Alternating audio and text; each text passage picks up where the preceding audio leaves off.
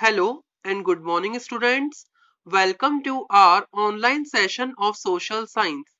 So, students, today we are going to discuss the fifth part of the chapter third of civics, that is electoral politics. So, students, let's recall the first what we read in the last part of the video, that is fourth part.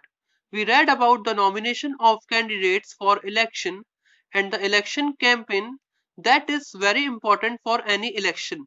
So students, today we will move further with the next topic from page number 45, that is polling and counting of votes. So students, let's begin the chapter with its continuation. So students, our next topic, that is polling and counting of votes. So student, it is also a very important topic of this chapter. तो election की process में ये सबसे important process होती है, सबसे important ये point होता है. The final stage of an election is the day when the voters cast और पोल देयर वोट. तो जो इलेक्शन की फाइनल जो इलेक्शन की फाइनल स्टेज होती है, जो फाइनल प्रोसेस होती है, वो एक ऐसा दिन होता है जब वोटर्स अपना वोट कास्ट करते हैं या पोल करते हैं. That day is usually called the election day, और इस दिन को इलेक्शन डे के नाम से जाना जाता है. Every person whose name is on the voter list can go to nearby polling booth situated usually in a local school or a government offices. So ऐसे सारे पर्सन जिनका नाम वोटर लिस्ट पे है, तो वो अपने आसपास के जो पोलिंग बूथ रहते हैं, अपने पास वाले पोलिंग बूथ पे, या तो वो लोकल स्कूल हो सकता है उनके आसपास, या कोई गवर्नमेंट ऑफिस होता है, अकॉर्डिंग टू दैट वो वहां पर वोटिंग के लिए जा सकते हैं. उनको ये जो प्लेस है, वो उनको उस जो स्लिप होती है, वोटर स्लिप, उस पर अलॉट हो जाता है कि इस प्लेस पर उनको वोटिंग के लिए जाना है. तो वो अपने आईडी कार्ड के साथ वहां पर वोटिंग के लिए जा सकते हैं. ठीक है, या तो कोई गवर्नमेंट स्कूल होता है, या कोई लोकल स्कूल होता है, कोई गवर्नमेंट ऑफिस होता है. Once the voter goes inside the booth Once the voter goes inside the booth, the election officials identify her, put a mark on her finger and allow her to cast her vote.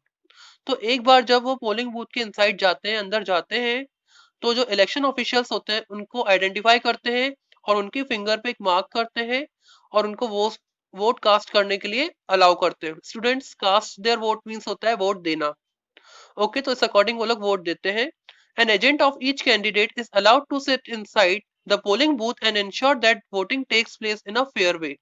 So students, यहाँ पर ये बताया गया है कि हर candidate, जो agents रहते हैं वहां पे, हर कैंडिडेट्स के जो एजेंट रहते हैं, वो वहां पर अंदर पोलिंग बूथ में बैठे रहते हैं और ये ऐसा सुनिश्चित करते हैं कि जो वोटिंग है वो अच्छी, बिल्कुल फेयर वे में हो रही है. मींस कि वहां पर कोई भी गड़बड़ी ना हो. तो इस अकॉर्डिंग जो है वोटिंग होती है, पोलिंग होती है. मींस ये सबसे इंपॉर्टेंट स्टेप होती है वोटिंग की. ठीक है, तो स्टूडेंट्स, यहाँ पर ये बताया गया नीचे कि जो इलेक्शंस होते हैं देश के लिए, क्या वो बहुत एक्सपेंसिव होते हैं. तो यहाँ पर हम देख सकते हैं कि लार्ज अमाउंट ऑफ मनी जो होती है वो इलेक्शन को कंडक्ट करने में खर्च की जाती है इंडिया में. और जो सरकार है, इसने 3500 करोड़ जो है लोकसभा इलेक्शंस के लिए खर्च किए थे 2014 के डेटा के अकॉर्डिंग. तो कहीं ना कहीं जो वर्कआउट्स ये है 40% person on the voter list के अकॉर्डिंग था ये. तो कहीं ना कहीं इतना सारी मनी जो है वो वोटिंग्स में यहाँ पर स्पेंड की जाती है, इलेक्शंस के ऊपर स्पेंड की जा रही है. तो यहाँ पर हम ये देख सकते हैं. सो स्टूडेंट्स, यहाँ पर इलेक्शन रिजल्ट के बारे में दिया गया है. ये हर कैंडिडेट्स है और उनकी पार्टीज है, और यहाँ पर इतने वोट्स पोल हुए थे और ये परसेंटेज है वोटिंग का. ठीक है, तो यहाँ पर ये सब दिया हुआ है कि जो इलेक्शन रिजल्ट है उसके बारे में बताया गया ये. ठीक है, 2014 का स्टेटस है सारा, यहाँ पर आप रीड कर सकते हैं. It is generally for reading. So now, earlier the voters used to indicate who they wanted to vote for by putting a stamp on the ballot paper.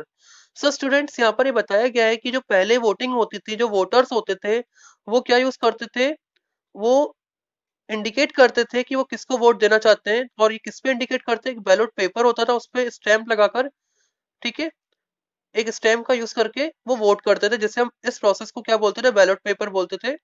A ballot paper is a sheet of paper on which the names of the contesting candidates along with the party name and symbols are listed. तो ballot paper एक sheet of paper होता था जिसके ऊपर उस candidate का नाम लिखा होता था जो कॉन्टेस्ट कर रहा था इलेक्शन, उसके साथ उसकी पार्टी का नाम और उसका सिंबल जो है उस पर लिखा हुआ होता था. बट नाउ अ डेज, ये इंपॉर्टेंट पैराग्राफ है स्टूडेंट बहुत. Nowadays electronic voting machine that is EVM are use to record votes. और आजकल जो है ईवीएम का यूज किया जाता है वोटिंग के लिए, वोट्स को रिकॉर्ड करने के लिए. इलेक्ट्रॉनिक वोटिंग मशीन्स का यूज किया जाता है. ठीक है। The machine shows the name of the candidates and the party symbol, और ये जो मशीन होती है ईवीएम, ये उस कैंडिडेट का नाम शो करती है और उसका पार्टी सिंबल शो करती है। Independent candidates to have their own symbols allotted by the election commission, और जो इंडिपेंडेंट कैंडिडेट्स होते हैं उनके पास उनका खुद का सिंबल होता है जो इलेक्शन कमीशन के द्वारा उन्हें अलॉट किया जाता है। Okay, students, all that the voter has to do is to press the button against the name of the candidate she wants to give her vote. So students, इस EVM में क्या होता है, जो उसका नेम होता है कैंडिडेट का और उसका पार्टी सिंबल रहता है। तो स्टूडेंट इसमें हमें क्या करना पड़ता है, हमें उस बटन को प्रेस करना चाहते हैं जिसको हम वोट देना चाहते हैं, जिस कैंडिडेट को हम वोट देना चाहते हैं, तो उसके सामने वाले बटन को हमें प्रेस करना पड़ता है, ठीक है, जिसे आप वोट देना चाहते हैं। Once the polling is over, all the EVMs are sealed and taken to a secure place, और एक बार जब पोलिंग ओवर हो जाती है तो सारी ईवीएम्स को सील कर दिया जाता है और उन्हें एक सिक्योर प्लेस पे रख दिया जाता है। A few days later, on a fixed date, all the EVMs from a constituency are opened and votes secured by each candidates are counted. It means कि एक फिक्स डेट पर सारी ईवीएम्स को जो भी कॉन्स्टिट्यूएंसीज पर उनको ओपन किया जाता है और जो वोट्स हर कैंडिडेट ने सिक्योर किए हैं उनको काउंट किया जाता है। तो फाइनली काउंटिंग स्टार्ट हो जाती है। The agents of all the candidates are present there to ensure that the counting is done properly. और जो एजेंट्स होते हैं सभी कैंडिडेट्स के वो वहां पर प्रेजेंट होते हैं ताकि वो ऐसा सुनिश्चित कर सके, इंश्योर कर सके जो काउंटिंग है वो प्रॉपर्ली की जा रही है। The candidates who secure the highest number of votes from a constituency is declared elected. और ऐसे कैंडिडेट जो कहीं ना कहीं हाईएस्ट नंबर ऑफ वोटिंग्स को सिक्योर करते हैं उसे उस कॉन्स्टिट्यूएंसी से इलेक्टेड डिक्लेयर कर दिया जाता है। Okay. In a general election, usually the counting of votes in all the constituencies takes place at the same time on the same day. तो अगर हम जनरल इलेक्शन की बात करें तो जनरल इलेक्शंस में क्या होता है, जो काउंटिंग ऑफ वोट्स होता है सभी कॉन्स्टिट्यूएंसीज का वो एक ही दिन और एक ही टाइम पर होता है।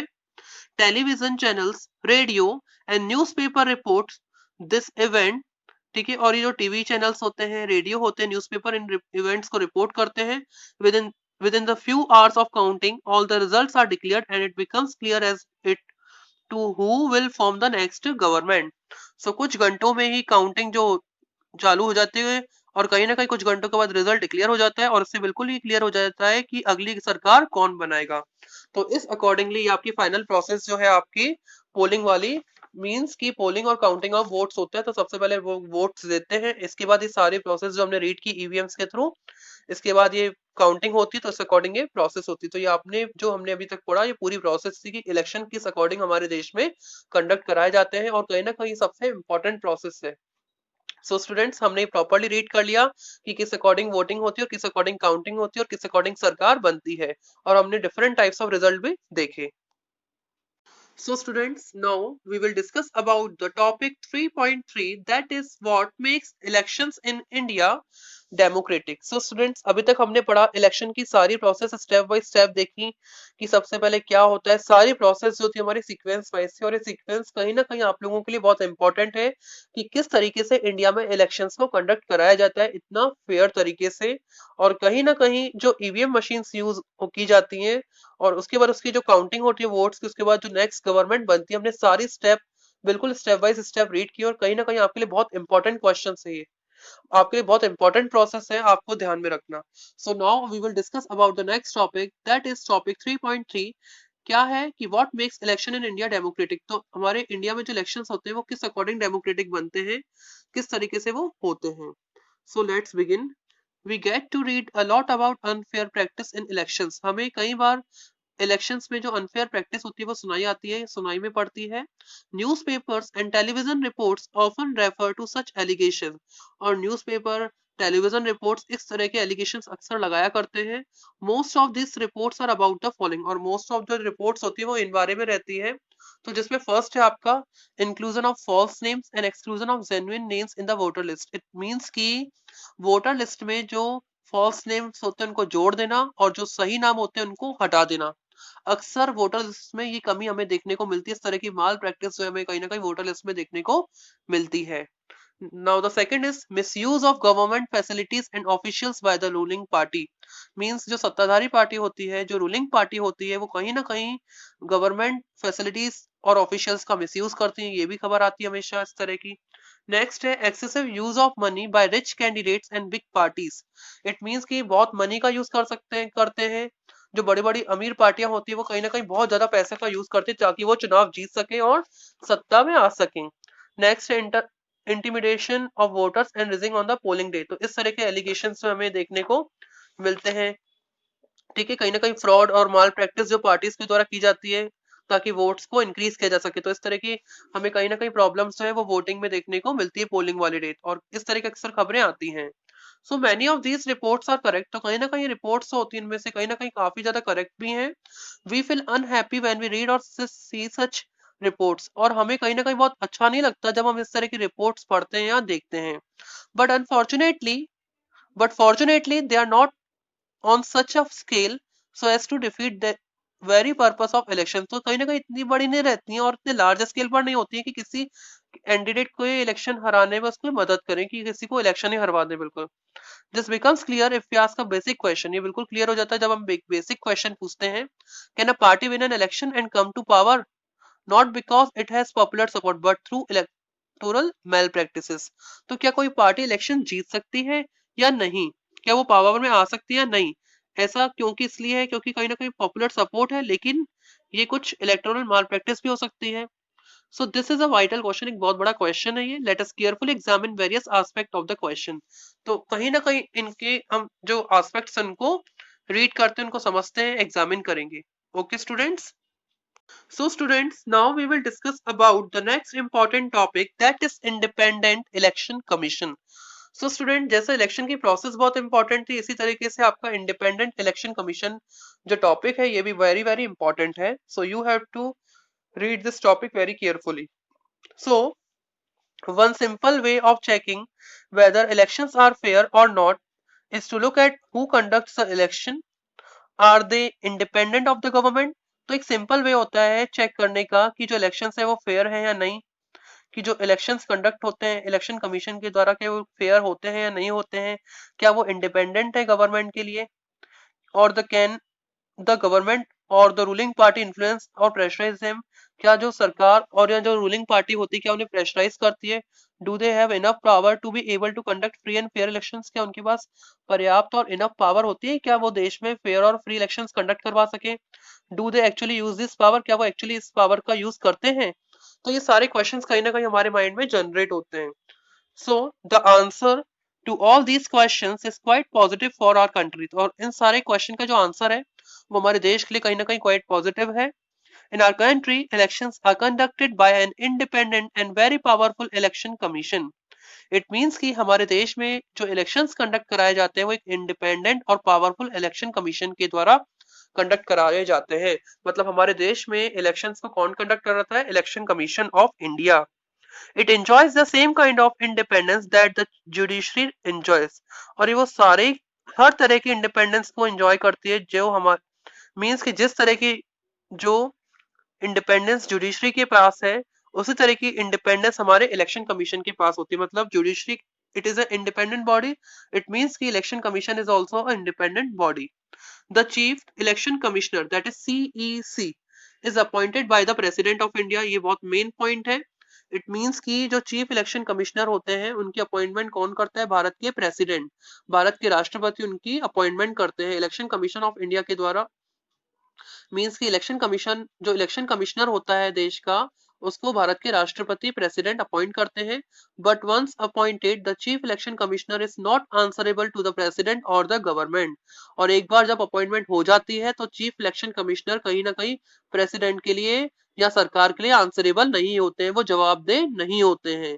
Even if the ruling party और the government does not like what the commission does. चाहे रूलिंग पार्टी या सरकार को पसंद हो चाहे ना हो, कमीशन क्या करता है क्या नहीं करता है इससे कोई मतलब नहीं होता है। It is virtually impossible for it to remove the CEC. तो कहीं ना कहीं बिल्कुल इम्पॉसिबल होता है सीईसी को रिमूव करना। So very few election commission in the world have such wide-ranging powers as the Election Commission of India। So students, यहाँ पर ये बताया गया है कि ऐसे वर्ल्ड में बहुत ही कम है, कुछ ही ऐसे इलेक्शन कमीशन होंगे जिनको इतनी सारी पावर्स हैं। मींस कि इलेक्शन कमीशन ऑफ इंडिया के पास काफी सारी पावर्स होती हैं।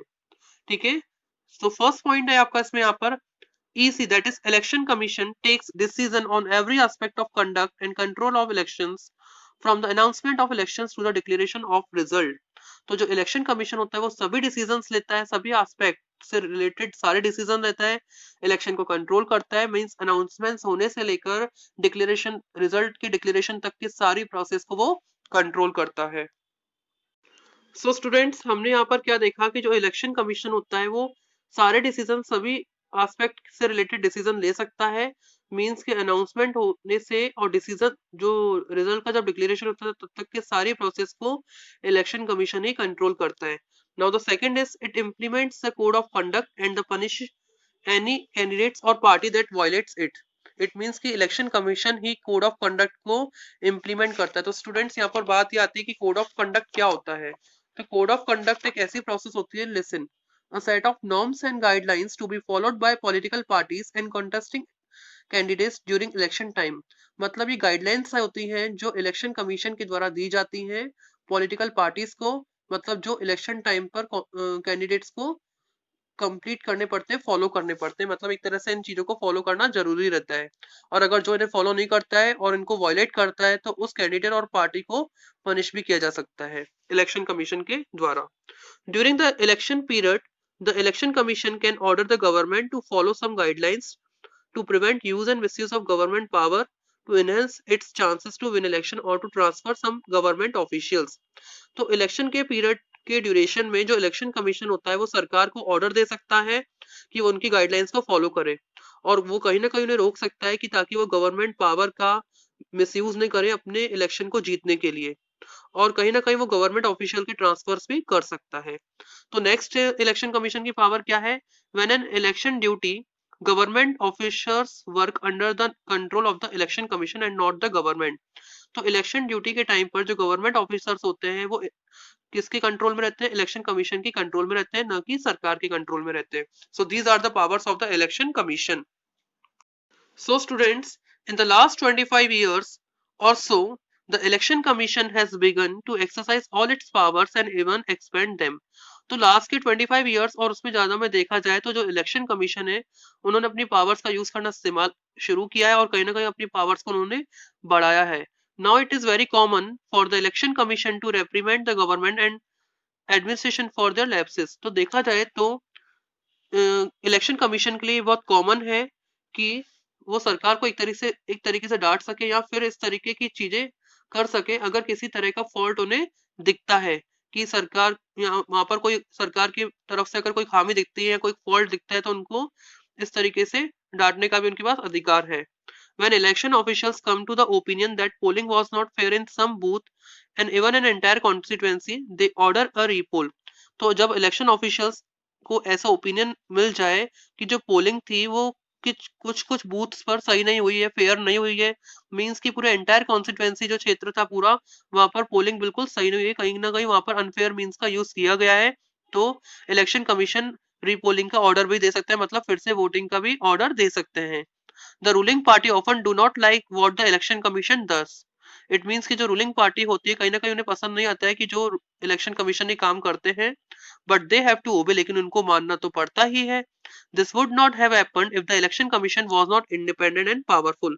और ऐसा नहीं होता अगर इलेक्शन कमीशन इंडिपेंडेंट या पावरफुल नहीं होता। तो मींस कि इसीलिए इलेक्शन कमीशन को इंडिपेंडेंट और पावरफुल बनाया गया ताकि वो अपनी पावर्स का यूज कर सके और कहीं ना कहीं माल प्रैक्टिस और कहीं ना कहीं जो अनफेयर मींस जो यूज किए जाते हैं इलेक्शन में उनको रोका जा सके। इसलिए इलेक्शन कमीशन जो होता है वो एक इंडिपेंडेंट बॉडी है और इलेक्शन कमीशन जो है कहीं ना कहीं जुडिशरी की तरह ही इंडिपेंडेंट फंक्शंस को फॉलो करता है, इंजॉय करता है।